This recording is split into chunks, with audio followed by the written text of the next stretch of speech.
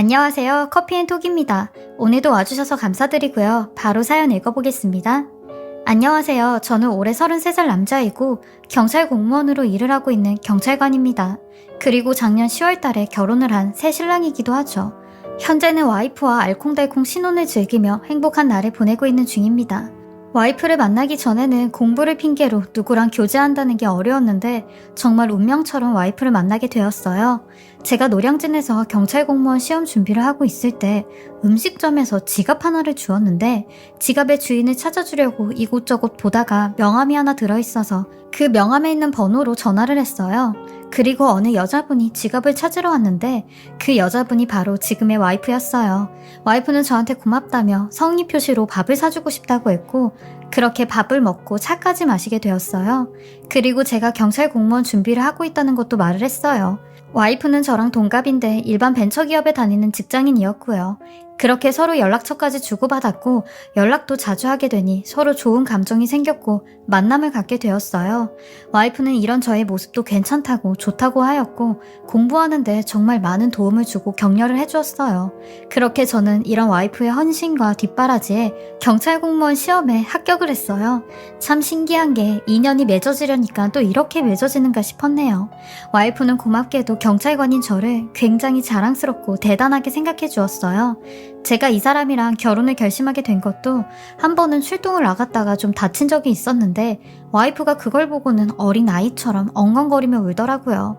그러면서 다신 다치지 말라고 하는데 이런 모습이 많이 감동이었죠. 그리고 결혼을 생각하고 처음 저희 어머니에게 와이프를 소개시켜줬는데 어머니께서는 와이프를 그렇게 탐탁치 않게 생각을 하셨어요. 어머니께서 저한테만 말씀하시길 상철아, 엄마가 볼 땐 네 여자친구 얼굴이 알게 모르게 그늘이 좀 진 것 같아. 얼굴이 무슨 사연이라도 있는 사람처럼 어두워 보여. 혹시 무슨 얘기 들은 건 없지? 라고 하시는데 저는 이런 어머니의 반응에 아유 엄마, 사연은 무슨 사연이에요. 진이가 원래 웃는 상이 아니고 오늘 처음 엄마를 만났는데 어떻게 하하거리고 웃고 그러겠어요. 당연히 어렵고 하니까 잘 웃지도 않고 그러는 거죠. 엄마 너무 색안경 끼고 보시는 거 아니에요? 저 진이 정말 좋아해요. 그러니까 엄마가 좋게 봐주세요. 라고 했어요. 그런데도 저희 어머니는 제 와이프를 끝까지 좋게 생각을 하지 않으셨고 처음에는 이런 어머니의 반응이 싫었습니다. 제가 사랑하는 사람이라고 소개를 시켜드린 건데 이런 식으로 반응을 하시니 제가 아버지가 돌아가시고 안 계시거든요. 그래서 어머니께서 하나밖에 없는 아들이 여자를 데려오니 단순 질투를 하시는 줄 알았어요. 하지만 저는 이런 어머니의 반대에도 결혼까지 하게 되었습니다. 제가 시험 준비를 하고 있을 때 저 끝까지 믿어주고 응원을 해준 사람이라고 이런 사람 놓치고 싶지 않다고 했죠. 그리고 저는 결혼한 지 3개월 만에 하늘이 무너지는 일을 겪고 말았습니다. 하루는 제가 퇴근을 하려고 파출소에서 나왔는데 어떤 남자가 파출소 앞을 계속 어슬렁거리고 있었어요. 제가 경찰이어서 하는 말이 아니라 누가 봐도 행색이랑 행동이 조금 수상했죠. 그래서 어슬렁거리고 있는 남자한테 다가가 물었습니다. 선생님, 전 여기 근무하는 경찰관인데 혹시 무슨 문제가 있으신가요? 제가 도와드릴 일이 있나요? 하니 그 남자분이 깜짝 놀라며 아닙니다 하고는 쏜살같이 줄행랑을 쳤어요. 저도 갸우뚱하며 뭐지? 하고 그냥 넘어갔어요. 근데 그 다음날 또 그 남자가 저희 파출소 앞을 서성거리는 겁니다. 그리고 저한테도 발견이 된 거죠. 저는 이번엔 진짜 이상하다는 낌새를 느꼈고 그 남자한테 다가가 물어봤어요. 선생님, 어제도 이 시간에 오시지 않았습니까? 도대체 무슨 일로 파출소 앞에서 서성거리시는 거예요? 저는 이 파출소 근무하고 있는 박상철 순경이라고 하는데요. 혹시 제가 도와드릴 게 있으면 언제든지 말씀하십시오. 아닙니다. 근데 성함이 박 뭐라고 하셨죠? 하며 다시 되물어보길래 제 이름을 다시 알려주었습니다. 그리고는 제 이름만 듣고 알겠다고 도움이 필요할 때 오겠다고 하며 그냥 가버리더라고요. 그렇게 그 묘령의 남자와 두 번째 만남을 끝으로 세 번째 만나게 되었을 땐 파출소가 그야말로 난장판이 되었습니다. 하필이면 제가 근무하는 시간이 아닐 때 그 남자가 나타났고 저를 찾는다고 하길래 불이 나게 파출소로 뛰어갔어요. 근데 그 남자와 어떤 아주머니가 저를 기다리고 있었죠. 그리고 그 아주머니는 절 보자마자 네가 박상철이야?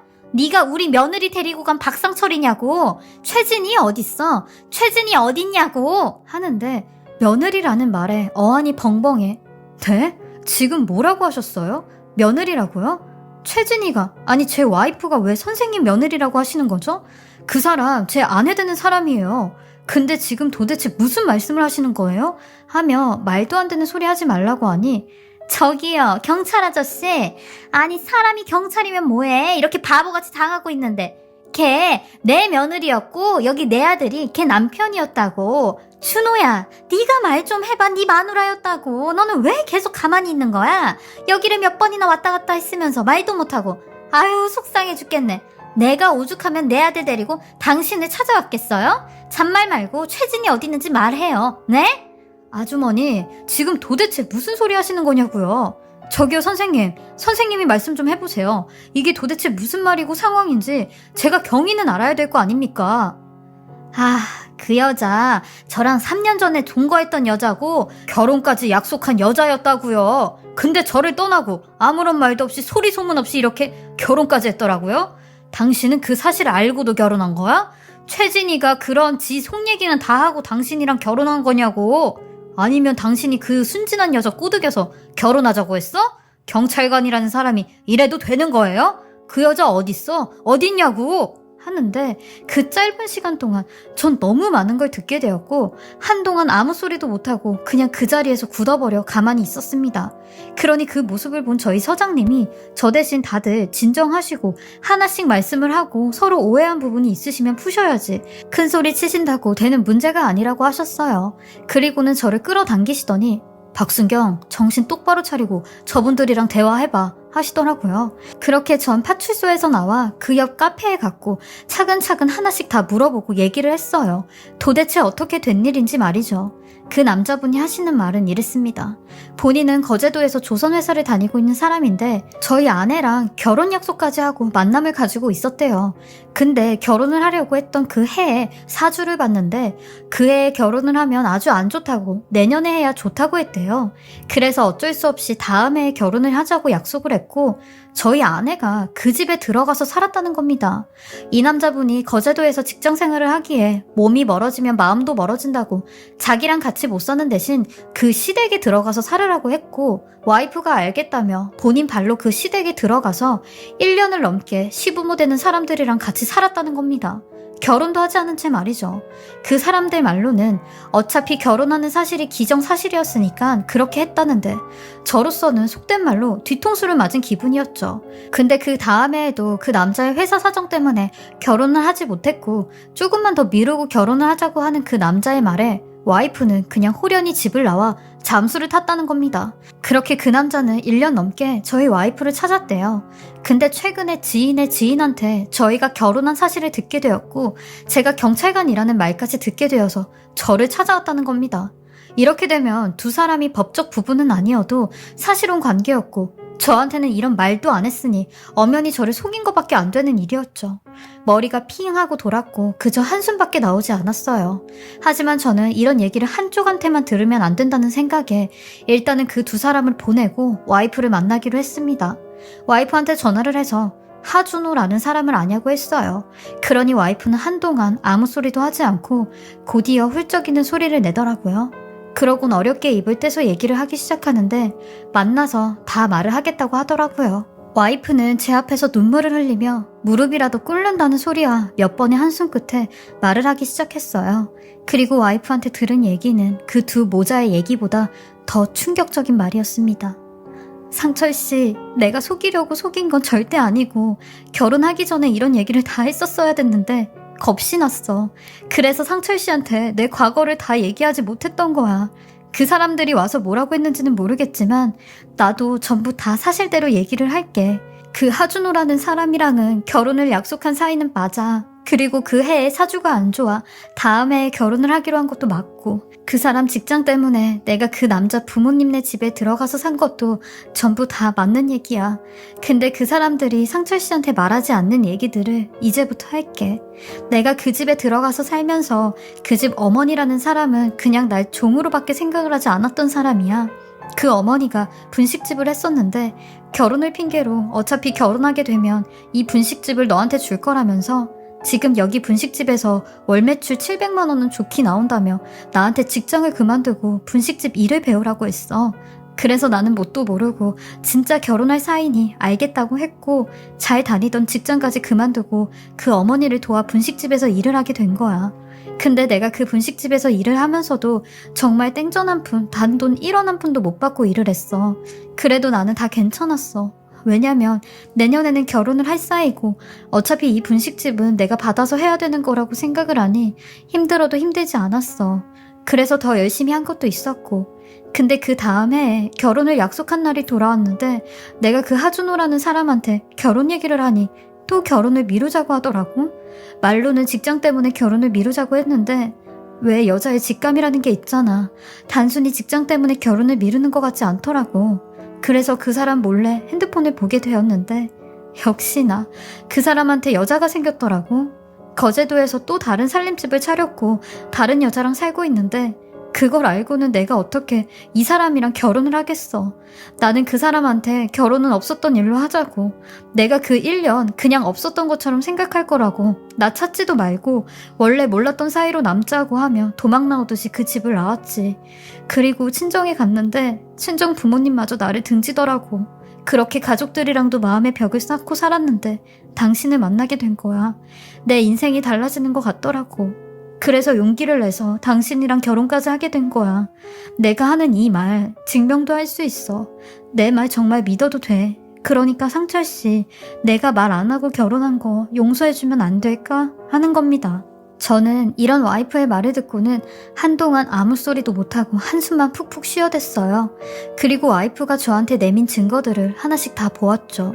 와이프는 이런 상황이 올 줄 알고 증거를 다 본인 컴퓨터에 저장을 해두었더라고요.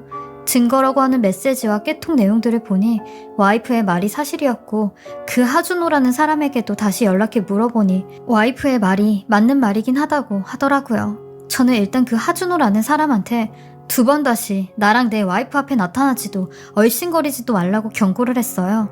당신은 내 와이프를 찾을 권리도 명목도 없다고 했네요. 이 여자한테 이 정도로 큰 상처 준 것만 해도 당신은 속죄할 수 없는 큰 죄를 졌다고 했죠. 그리고 한 가지 더 남은 건 제 마음 정리였습니다. 와이프는 저한테 상철 씨가 나를 또 떠날 거 알아. 내가 잘못을 했으니까 당연히 상철 씨가 나를 떠나도 나는 할 말이 없는 거야. 하지만 나는 상철 씨를 정말 많이 사랑했고 지금도 사랑하고 그래. 그러니까 내 사과랑 내가 상철 씨를 사랑하는 이 마음은 진심이라는 거 알아줬으면 좋겠어. 하고는 며칠 동안 저한테 마음 정리를 하라며 친정집에 가 있겠다고 하더라고요. 정말 복잡한 심정이 가득했습니다. 저도 이렇게 저한테 거짓말하고 숨긴 와이프가 정말 밉고 원망스러웠지만 한편으로는 그런 가슴 아픈 사연이 있다는 걸 듣게 되었을 때 안쓰럽다는 생각이 들었죠. 그래서 수도 없이 많은 고민 끝에 마음의 결단을 내렸습니다. 제가 와이프의 아픔까지 품어주기로 마음을 먹었죠. 와이프한테도 용서를 해준다며 그동안 말 못한 마음의 짐 이제 다 날려버리라고 했습니다. 그리고 저희 어머니께도 이런 사실을 솔직히 말씀을 드렸어요. 제가 거짓말을 한다고 한들 손바닥으로 하늘을 가릴 수는 없는 법이잖아요. 그러니 어머니께서는 처음에는 노발대발 하시며 내가 처음부터 마음에 안 든다고 하지 않았냐고 하시는데 며칠 뒤 연락이 오셔선 네 인생이고 니들 인생이니 결혼까지 하고 혼인신고까지 한 거 어쩌겠냐며 보란듯이 잘 살라고 하시더라고요. 어머니한테는 불효하는 것 같고 어머니 가슴에 대못을 박은 것 같지만 허락을 해주신 어머니한테 예쁘고 행복하게 잘 사는 모습으로 보답을 해드리려고 합니다. 그리고 이런 저의 선택에, 저의 사연에 많은 분들이 욕을 하시고 손가락질 하실 거라 생각이 들지만 저는 이 여자의 아픈 과거를 제가 치유해주고 싶고 이 여자도 저에게 희생하는 모습에 가정을 지키려고 마음을 먹었습니다. 결혼하고 나서 적잖은 충격과 사건들로 많이 힘들었지만 지금은 와이프와 함께 이겨내며 행복한 나날을 보내고 있습니다. 제 긴 사연 들어주시고 읽어주셔서 감사합니다. 다들 건강 조심하시고 좋은 일만 가득하시길 바라겠습니다. 지금까지 사례자분의 글을 읽어보았는데요. 사례자분께서 내리신 결정에 후회 없는 삶을 사셨으면 합니다. 아내분께서 그런 과거를 속이고 결혼하신 건 잘못된 부분이긴 하지만 그걸 다 안고 가신다는 사례자님의 결정이 쉽지 않으셨을 텐데 이왕 마음을 정하셨으니 행복하게 잘 사셨으면 좋겠습니다. 지금까지 커피앤톡이었습니다. 오늘도 제 채널을 봐주셔서 감사합니다. 저는 다음 영상으로 또 찾아뵙겠습니다.